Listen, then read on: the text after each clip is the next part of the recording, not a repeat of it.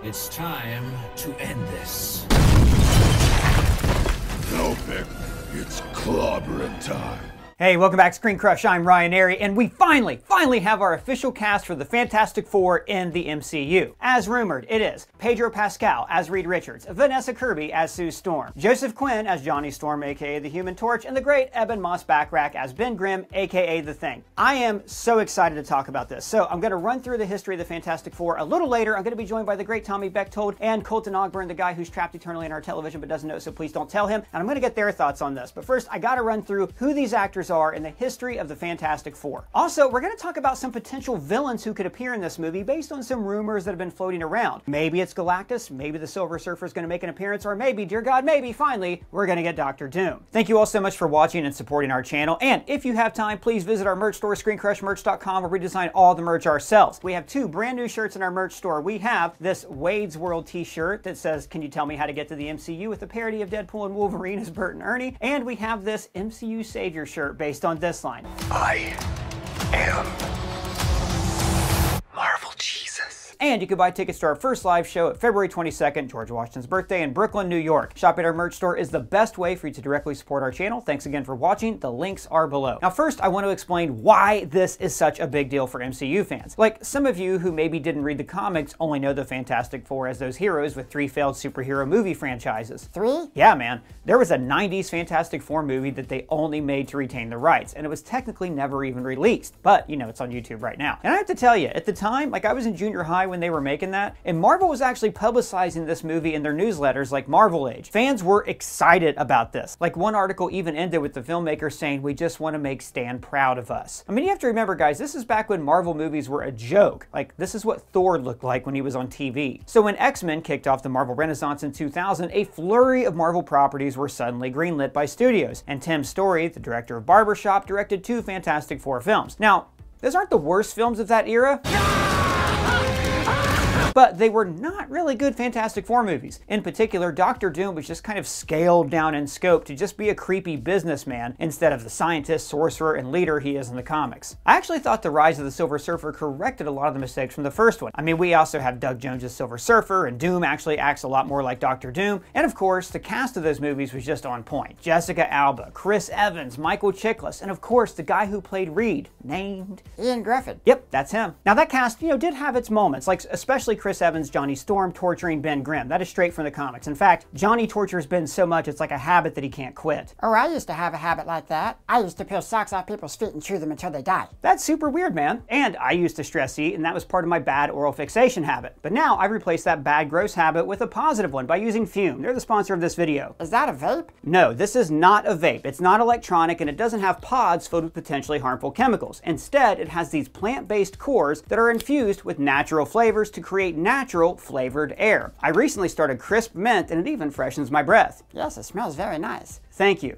You see, Fume uses plants and behavioral science to help you trade out your negative habit for a positive one. It's perfect for a New Year's resolution if you're looking to change your life. Plus, it has adjustable airflow and is designed with these movable parts and magnets for fidgeting, also giving your fingers a lot to do, which is helpful for calming your anxiety. They also just launched the Fume Base. This is a sleek magnetic stand to rest your Fume on so you never lose track of it. Fume makes switching easy and even fun. They have thousands of 5-star reviews from their more than 150,000 customers who have used Fume to change their lives and switched when other solutions just didn't work. So head to tryfume.com/ScreenCrush and use the code ScreenCrush to get 10% off your Journey Pack today. The Journey Pack comes with your choice of 3 to 6 unique flavor cores and everything that you need to finally be free of your bad habit. That's tryfum.com and use the code ScreenCrush to save an additional 10% off on your order today. Now back to Breaking Bad. So wait, what do you mean these movies didn't capture the scale of the Fantastic Four? Well, the Fantastic Four are always called Marvel's first family because they kicked off the Marvel superhero explosion of the 1960s. You see, Silver Age superhero comics, that's the era published between 1954 and around 1970, they were all very simple and very predictable. Superman was always the hero who did the right thing, and his main conflict was just to keep his identity a secret from that snoopy Lois Lane. Batman wasn't the dark and brooding character that we know now, and the heroes, like, they just always got along. But then came the Fantastic Four. They were weird looking. They argued like a real family. One of the heroes looked like the kind of monster that Superman would have fought in his comics. I mean, Stan Lee's nickname for the group was the world's greatest comic magazine, and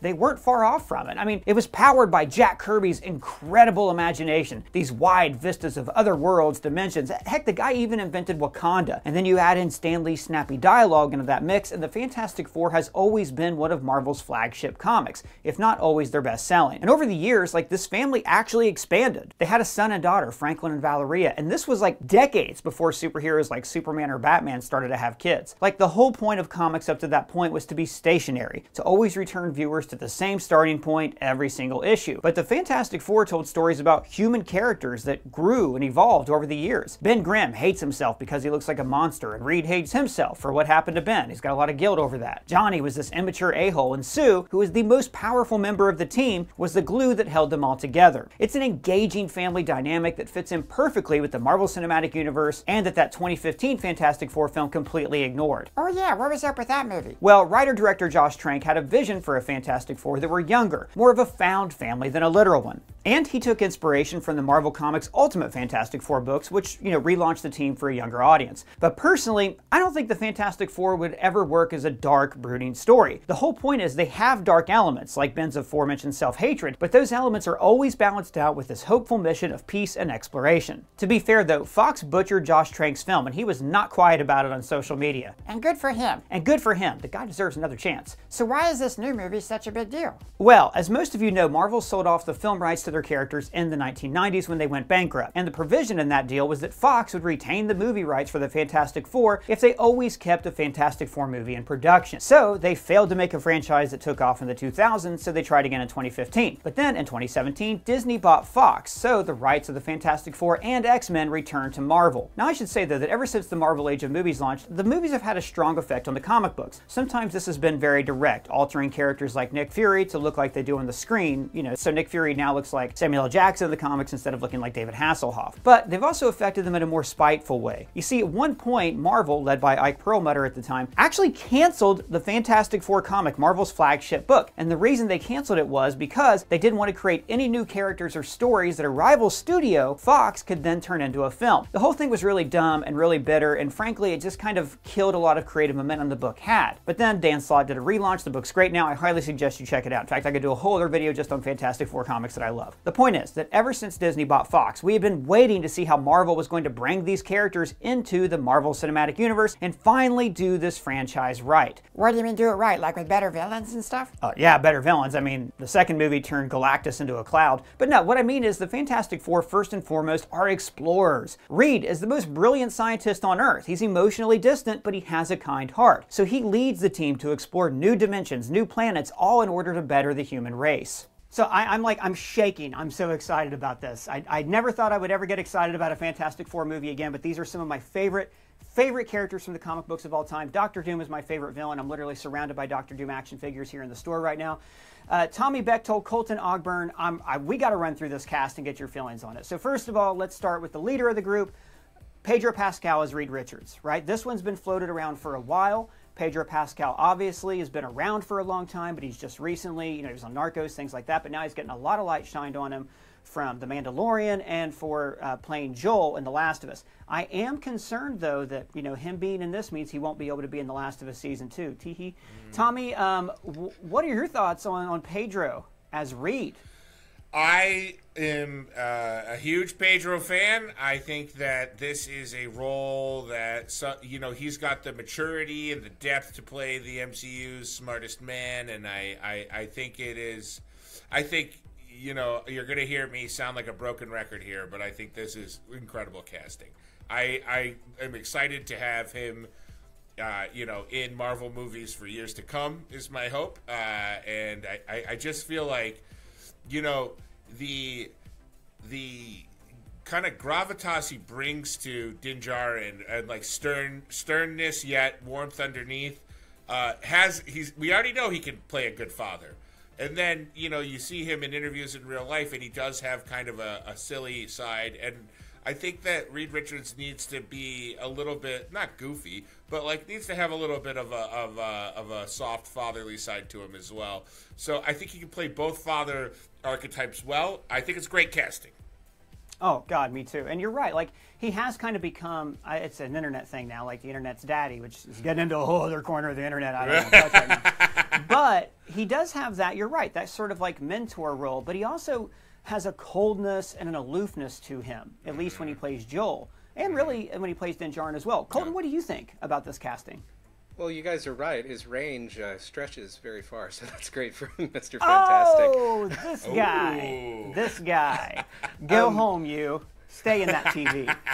I love Pedro Pascal. I will say, you know, I was hoping it would be John Krasinski. I love John Krasinski. I thought he was great in Multiverse of Madness. I would have been very happy to see him play Mr. Fantastic. But if it's not going to be him, yeah, Pedro Pascal, great choice. I'm excited to see what he can bring to the MCU. And, you know, I second everything Tommy said. You know, and seriously, he does have a really good range. And, you know, Reed, he's a very complex character, and I think Pedro Pascal has what it takes, you know, to hit every nail on the head with what makes Reed, you know, Reed. And he's a huge character. I mean, very important character in the comics. Oh my God, a very important character for Secret Wars. Yeah. Yes, yeah, especially with everything going on right now. So, I mean, this, you know, we could be looking at our next Tony Stark. I don't know.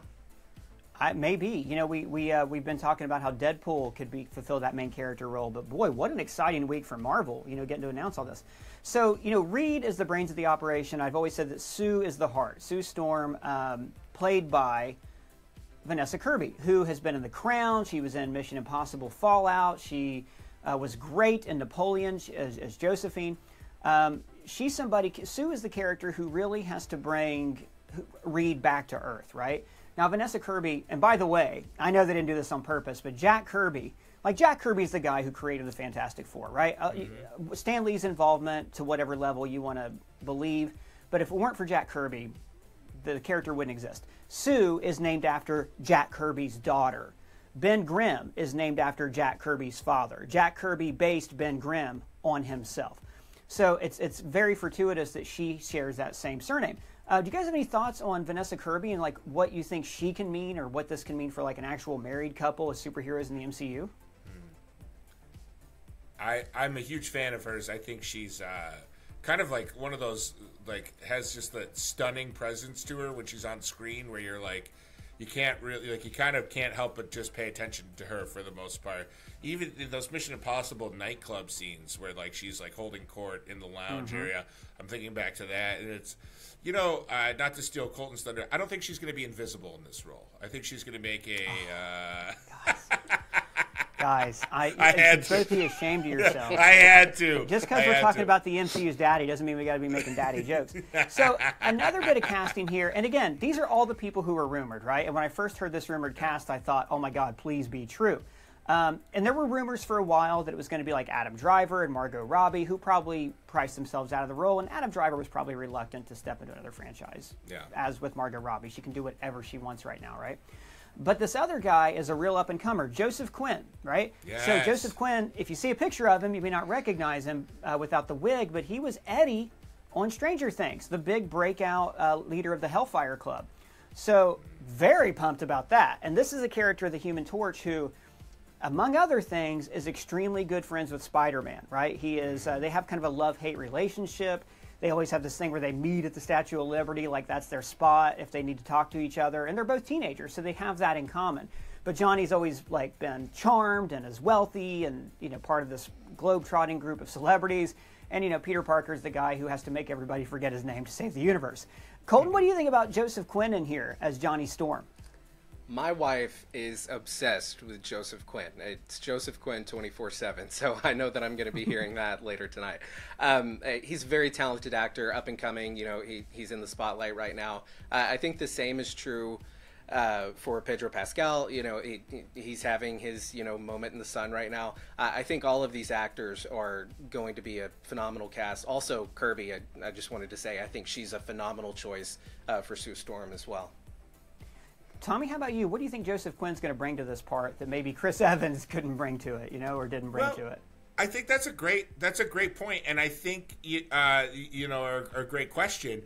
As we're, you know, talking about, Marvel makes stars of. Sometimes the characters make these actors become superstars, right? Like, I think that Joseph Quinn is, you know, he's he's got a baby face, but he's mature. I think he's almost 30 years old, which is not uncommon for a 30-year-old to play a 20-year-old in Hollywood. Let's be honest. I once played an 18-year-old when I was 32. Not to brag, but I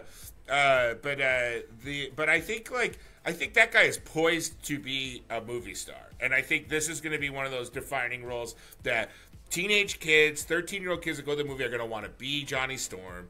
They're going to want to be Johnny Storm for Halloween. They're going to sell a ton of Johnny Storm merchandise. They're going to sell a ton of Fantastic Four merchandise because Pedro has such a huge following in the kind of nerd collective world anyway already that this is just going to, both of them are going into the stratosphere. I think Joseph Quinn proved he can work in an ensemble and stand out, right? He stood out in a show that is built on kind of star making. Think of all the people that have come from Stranger Things and, just the weird nature of strikes and pandemics have kind of fragmented the Stranger Things production schedule and maybe make it feel like those people aren't working as much. But it's like, I mean, certainly Millie Bobby Brown is a bona fide star, and David Harbour, who had been acting for years. Finn Wolford, Finn Wolford, like they're superstars now. So Joseph Quinn knows how. He's like, much like his favorite band Metallica, he knows how to be part of an ensemble.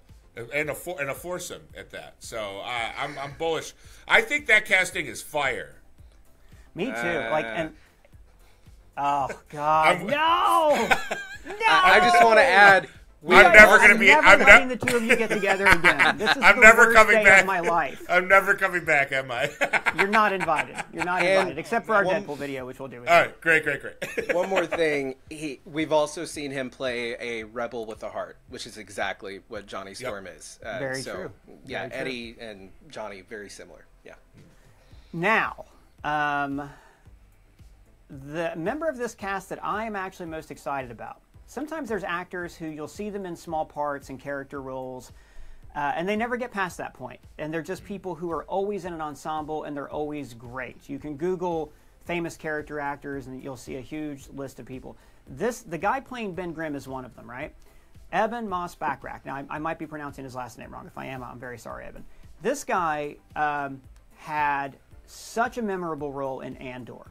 He played the guy who was a member of the rebels who robbed Aldhani, the Imperial garrison Aldhani, but he also was a rogue, right? And he gave that tremendous speech, second best speech in Andor, that tremendous speech where he talked about his brother, how he ran an orchard, and he said, I think the line of that show, which is, the tree remembers, but the axe forgets. And just in a few scenes, he was able to really weigh that character with hidden backstory, and I think that's when Star Wars works at its best, when you get a hint of a backstory without necessarily exploring the intricacies of the banking clan. He also, probably more famously, plays cousin on The Bear. If you haven't seen The Bear, I'm not going to give any spoilers, but you should really watch the show. I will say that he starts off the show very gruff, very much like he has this hard, crusty shell like Ben Grimm. And through the course of the series, he grows, he adapts, he changes. And when we talk about the Fantastic Four, I've also got a Ben Grimm action figure around here too. When we talk about the Fantastic Four, it does not work without the Thing, right? Everybody else got to be good-looking, super heroic, celebrities. He became a monster. He is the reminder of Reed's failure. He is somebody who had feelings for Sue Storm at one point. Johnny relentlessly teases him so he doesn't take himself too seriously. He gets relentlessly teased by his old gang on Yancey Street, which was also based on Jack Kirby's street gang that he was in when he was a kid. So the movie does not work without the proper Ben Grimm. And I, my God, cannot think of a better person for this role. I am so excited about it. Tommy, what are your thoughts on it? Yeah, I think the bear analogy is fantastic, or the bear comparison. That character, like you said, starts off hard and kind of impenetrable, for lack of a better word, and then you find out through life experiences with that character. He has a daughter. He lost the love of his life by being a schmuck. So it's there's all these things that lead to him, a softer side of him that you have to discover. That despite the hard exterior, there is this loving, caring person inside, and that at the essence is what makes the Thing. The best scenes with the Thing in live action are when he shows vulnerability and not just annoyance at Johnny for making fun of him. I like when he's still hangs on to the humanity and that these are his friends and his family that he cares about and saves the day, and eventually is able to find love. And, I think he is, I think this actor, Eben Mazzio, Backrack? I'm going with Backrack. Backrack, I like that. Humiliating. I should have found out how to pronounce it before. Please point out my flaws in the comments. It's only my job that I'm failing at here. So, yeah. but I think he's fabulous, and I think he's going to bring a ton of kind of depth and heart to this character that we may not have even come close to seeing in a previous iteration. So. And I should point out, Colton, just before I ask you your thoughts on this, I should point out that, when the Fantastic Four came out in 1960, Ben Grimm had a supervillain origin story, right? The stories that were put out at that time, these pulp stories, it would always be a person who was disfigured and became a monster, and then that monster would become the baddie that the good-looking, square-jawed hero would fight. So one of the most innovative things that Jack Kirby came up with was the idea that a monster would be the hero, that a monster could appear gruff, but actually be the most tender-hearted person in the comic. Oh, God, I'm so excited. I'm starting to get verklempt just thinking about it. Yeah. Colton, what are your thoughts on this casting? You and Tommy have already said, everything that was on my mind, so I'll keep it short. I think it rocks. It's so good. Now, I do want to talk about... Oh, no! You got me again! You literally did. I wasn't even, pretending. Damn it. Sorry. Oh, this is the best. This is the best recording of my life.